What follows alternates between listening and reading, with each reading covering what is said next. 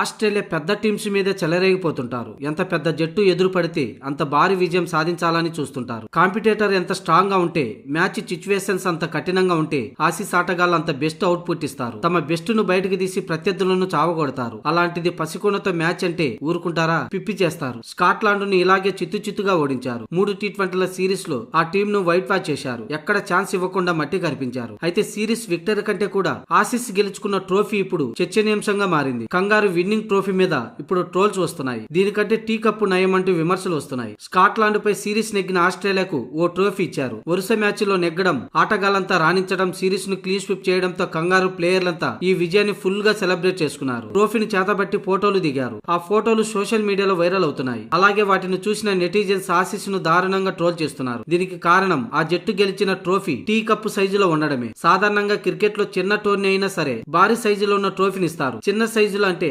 యాసెస్ trophy తప్ప ఏది ఇవ్వరు. అయితే ఆ సిరీస్ కున్న ప్రత్యేక దృష్టి దాన్ని అందుకోవడం గొప్ప అని అంతా భావిస్తారు. దానికో చరిత్ర ఉంది కూడా. కానీ ఇక్కడ ఆసీస్ కు మాత్రం టీ కప్పు సైజులో జల్లెడను పోలిన ట్రోఫీ ఇవ్వడం నెటిజన్లు మీమ్స్ క్రియేట్ చేస్తున్నారు. ఇది ట్రోఫీనా, టీ కప్పా అని ఆసీస్ ట్రోఫీని చూసిన నెటిజన్స్ ట్రోల్ చేస్తున్నారు. ఇక మరికొంతమంది అయితే ఈ ట్రోఫీ కోసమేనా రక్తాలు చిందించి ఆడారంటూ సెటైల్ వేస్తున్నారు.